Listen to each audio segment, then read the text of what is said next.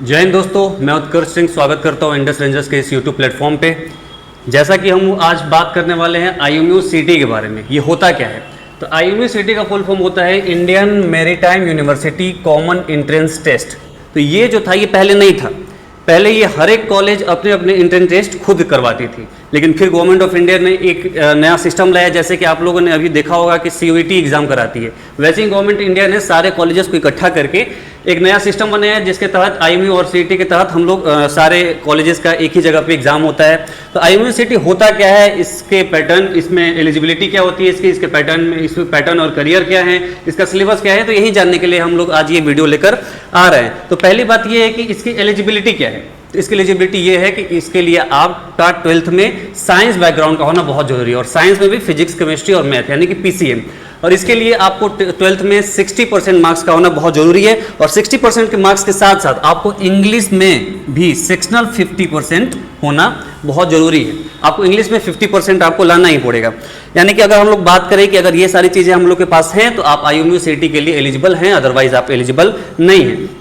तो हम लोग आगे बात करें कि इसका सिलेबस क्या क्या है। तो सिलेबस की बात करें तो हम लोग अगर सीधे सिलेबस पे आए तो इसमें पहले पूछा जाता है इंग्लिश, जो कि 40 क्वेश्चन होते हैं। जीए की बात करें यानी कि जनरल एप्टीट्यूड, तो इसके 40 क्वेश्चन होते हैं। मैथ, जीए अलग चीज है, जीए में रीजनिंग भी होता है, और मैथ सिर्फ मैथ होता है जो कि 12th लेवल पे पूछा जाता है, उसके 50 क्वेश्चन होते हैं। फिजिक्स जो कि 50 क्वेश्चन होते हैं, और केमिस्ट्री जो कि 20 क्वेश्चन होते हैं। अगर आप इन सारे को जोड़े तो टोटल आपके 200 क्वेश्चन हो जाएंगे। एक क्वेश्चन जो होता है 1 नंबर का होता है। अगर आपको ये क्वेश्चन गलत करते हैं तो उस पर आपका 0.25% के माइनस मार्किंग होती है।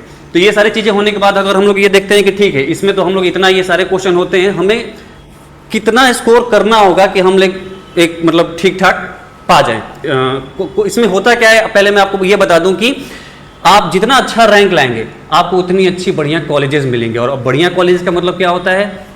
सरकारी कॉलेज, गवर्नमेंट कॉलेज। और गवर्नमेंट कॉलेज है कहाँ कहाँ? गवर्नमेंट कॉलेज है आपका मुंबई में, नवी मुंबई में, कोलकाता में, कोच्चि में, विशाखापट्टनम में। अगर आपको इन कॉलेजेस में एडमिशन चाहिए तो आपको इस 200 में से मिनिमम 160 मार्क्स लाने पड़ेंगे। जनरल के लिए मैं बता रहा हूँ, अलग अलग कैटेगरी के लिए अलग अलग मार्क्स ये वेरी कर सकते हैं। जनरल के लिए 160 मैंडेटरी है। 160 लाकर आप निश्चिंत हो जाइए कि आप अब ये समझ लीजिए कि आपको कॉलेज में एडमिशन, बढ़िया कॉलेज में एडमिशन मिल जाएगा। अब ये नहीं कि इसका कोई कट ऑफ नहीं आता है, आईएमयू सिटी में कोई कट ऑफ नहीं आता है। इसमें होता है रैंक। आप जितना बढ़िया रैंक लाएंगे आपको उतना ही बढ़िया कॉलेजेस अलॉट होगा। और 160 रैंक लाएंगे यानी कि आप अगर जनरल से 160 नंबर ला रहे हैं यानी कि आप एक बढ़िया कॉलेज में के हकदार हैं। अब इसकी बात करें कि आप इससे कर क्या क्या सकते हैं, तो पहले इसमें है कि BSc in nautical science.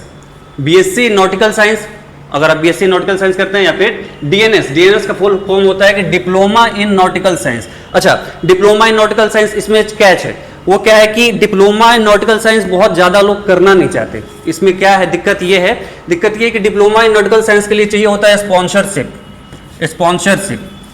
Sponsorship क्यों चाहिए होता है भाई? कि डिप्लोमा इन नॉटिकल साइंस में स्पॉन्सरशिप इसलिए करना होता है क्योंकि अगर आपको स्पॉन्सरशिप नहीं मिलेगा तो आप ये कोर्स नहीं कर सकते। अच्छा, तो स्पॉन्सरशिप कहाँ से मिलेगा? तो डिप्लोमा इन नॉटिकल साइंस से पहले आपको किसी एक कंपनी के पास जाकर उसके इंटरव्यू में बैठना होगा, और फिर आपको वहाँ से स्पॉन्सरशिप वो कंपनी करेगी तो आप आएंगे, डिप्लोमा इन नॉटिकल साइंस करेंगे। और इसके बाद भी आपको ये बीएससी इन नॉटिकल साइंस करना बहुत इंपॉर्टेंट है।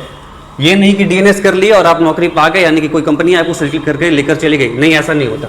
आप डीएनएस यानी कि डिप्लोमा इन नॉटिकल साइंस करने के बाद आप बीएससी इन नॉटिकल साइंस आपको करना मैंडेटरी हो जाता है। दूसरी चीज क्या कर सकता हूं इसमें से, तो बीटेक इन मरीन इंजीनियरिंग कर सकते हैं। अच्छा, और भी कई तरह के इसमें कोर्सेज होते हैं। अगर हम लोग बात करें कि एज के क्या इसमें क्राइटेरिया होता है, तो एज इसमें होता है आप 16 साल से लेकर 25 साल तक जा सकते हैं। इसमें बीटेक इसमें भी 16 से 25 तक जा सकते हैं, लेकिन इसमें डीएनएस में इसमें 17 से होता है, 17 साल से 25 साल तक। ये सारी चीजें हो गई। अब ये बात करें कि इसका कब इसका एग्जाम क्या होता है, मतलब एग्जाम कब होता है इसका, तो इसकी हम बात करें तो ये साल में एक बार होता है, जो कि जून के महीने में होता है। जून के महीने में होता है। और इसकी बात करें कि भाई तैयारी कैसे करें, तो तैयारी तो आप देख ही रहे हैं कि ये सिलेबस तो आपने देख ही लिया है। सिलेबस में आपको पढ़ना क्या क्या है, सिलेबस में आपको ये सारी चीज़ें पढ़नी है। अगर ये सारी चीज़ें आपकी बहुत ही ज़्यादा स्ट्रांग है तो आप मतलब तैयारी घर पे बैठ के भी कर सकते हैं। अदरवाइज मैं आपको सजेस्ट करूंगा कि आप किसी एक बढ़िया कोचिंग से जुड़िए और तैयारी को अपना एक ऐसा कर दीजिए कि भाई मतलब कंफर्म हो जाइए कि आप इसके बाद आपको और कुछ पढ़ने की जरूरत ना पड़े। अगर आपका और कोई डाउट हो IMU CT के तहत कि अगर इसके बारे में और कुछ जानना चाहते हो तो आप हमें कमेंट बॉक्स में बता सकते हैं। हम आपको कोशिश करेंगे कि उस डाउट पर एक नया वीडियो और जल्द से जल्द लेकर आएँ। तब तक के लिए जय हिंद।